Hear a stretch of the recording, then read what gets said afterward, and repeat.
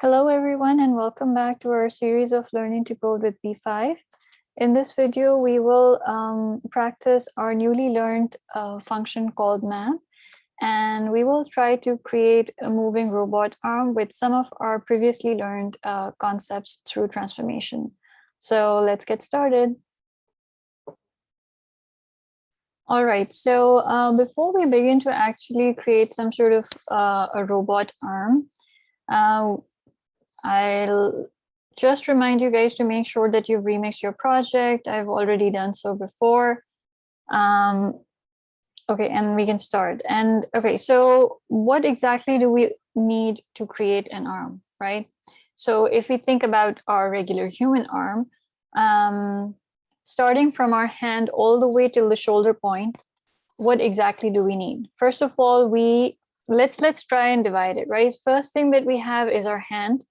Then we have this wrist, then we have this forearm, we have an elbow, then an upper arm, and then there's this another joint which is kind of connected to the shoulder. So I'm saying these things because these things might help us, will help us in defining, okay, where exactly we are, what kind of function that we are using. So let's just put a few things here. Okay, so first of all, we have this upper arm. Okay, then we have our forearm, and then we have our hand. Okay, so this way, I'm just going to format it. Okay, so we can use like any kind of, like, if you want to take an ellipse, you can take a rectangle or whatever, but just for the sake of it, we will use 3 simple lines and create this upper arm, lower arm, and so on and so forth. Okay, so we know that we will be needing 3 lines for each. Okay, so that we know. The second thing is that we can okay, let's just do this first and then we can kind of think about it. Okay, so maybe we can start from the center of our canvas. So we know how to kind of shift that, right? So if we have to do, we can translate, that will just make it easier. I mean, we could have put width and half of width and half of height as the first x1, y1 for our first line. But then when we start to make connections and joints between these 2 other lines, that would have been a bit difficult. So translate is a function which will help us move the origin each time. So what that means is, and I'll show you in a bit once we come to our forearm. So now we know that we can put our x1 and y1 as 0, 0. Okay, and let's keep it simple. So let's just keep a straight arm up for now. So that means that our x2 is going to be 0 again, and our y can be, I don't know, some arbitrary number. So maybe we can think of it as -80. Okay, we have this. Okay, so this is a starting point here below, which is basically the center of the canvas. And then we have a line which is kind of 80 pixels going up. And maybe this is too thin. So maybe we can give some sort of stroke weight to it. Make it a bit thicker. All right, so now we have this. Okay, so we have created our upper arm where the starting point is here at the center, which is, imagine, connected to our shoulder. And then we have created this. So we can kind of follow the same sort of thing or pattern for our forearm and creating hand. So think about one thing. So now this is the shoulder point. Here we have to connect our forearm. So that means that we need to move the origin, which is kind of here right now, all the way to this point. And how can we do that? Is we will use basically the translate function again. And this time we know that the origin point is this, right? Which is the x2 and y2 of the first line. So technically 0 and -80. So we will make this as our starting point for the second line, which is the forearm. And then here we will say, okay, now make whatever the translated amount is as the x1, y1 for the second line. and create another line which is, I don't know, 20 pixels up tall. Okay, so we can see the increase in the length. That means that we have already added, but just to differentiate them, we can create a different sort of weight for each line. Okay, that's too thin. Maybe let's make this as 10 and keep it as 20. All right, so we already have our upper arm, and now we have our connected forearm to it. And we can do the same process for our third one, which is going to be the hand. So first, we know that we need to translate it further just to make sure that the origin point is moved now to the end of the forearm. So we will use, again, the x2 and y2 of the previous line as the translating point. And that will become our x1 and y1 for this line. So we'll keep it as 0, 0, and let's move it a bit further. Okay, and we of course need to again do this stroke weight thing just to differentiate. That might be helpful. And let's make it 5. Too thin?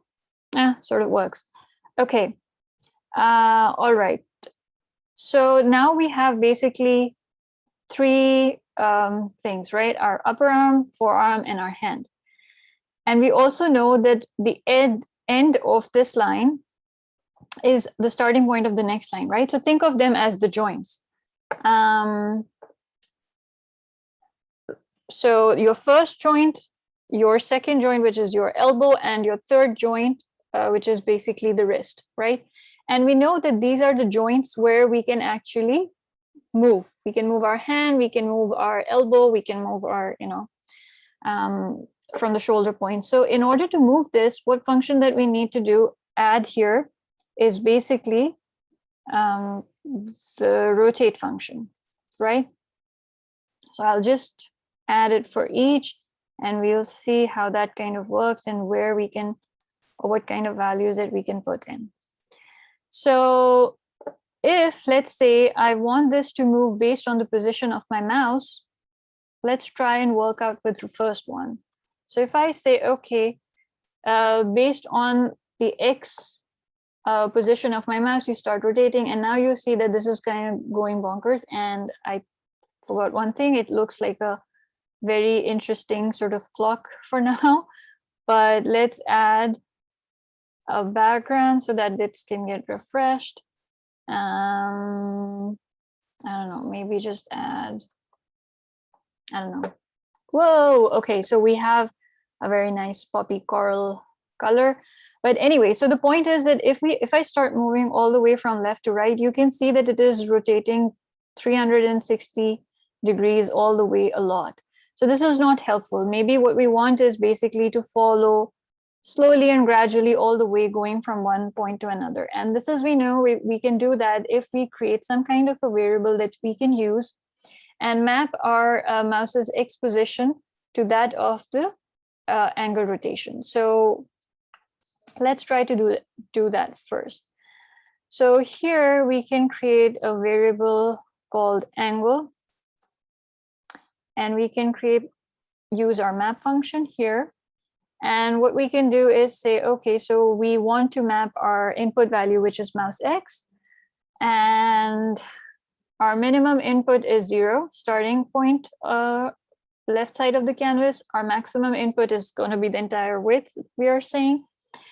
And for our output values, which is going to be the min and the max here, we can decide, okay, so maybe I don't want it to be moving entirely. Maybe I just want it to move all the way like this. Okay, so what we need to do is, first of all, remember the fact that, by default, angles are calculated in radians.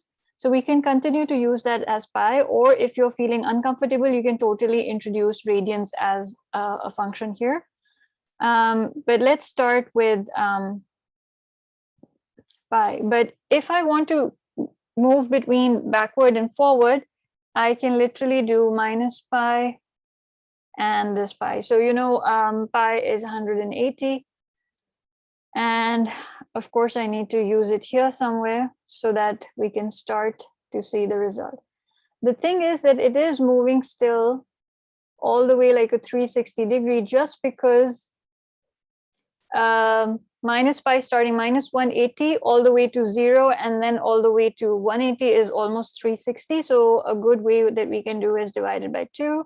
So minus 90 to plus 90, that would be like 180 degree sort of thing. And now if I do it, I'm getting this kind of movement.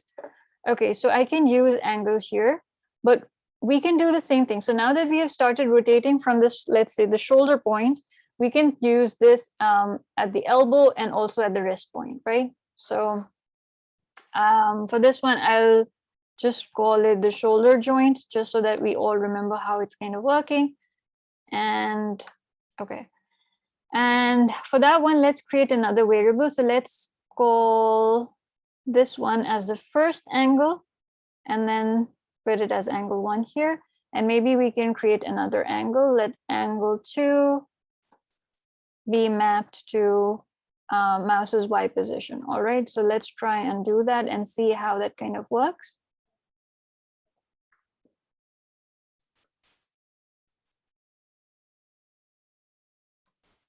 And I'll keep the same sort of angles here and see how that turns out to be.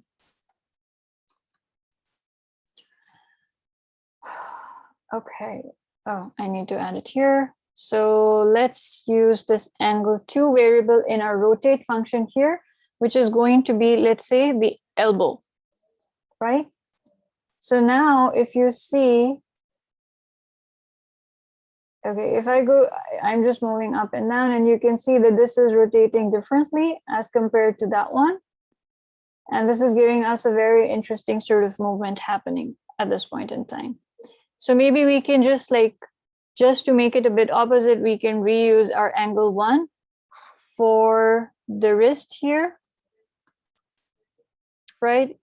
So now all of these joints are sort of moving differently. I move up and down, I move left and right, and we have created an interestingly weird looking arm that we can kind of control. It looks mechanical though.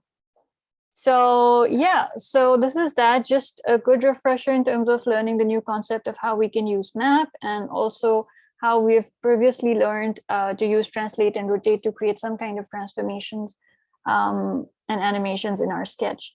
So I hope you enjoy it, and I'll see you in the next lesson.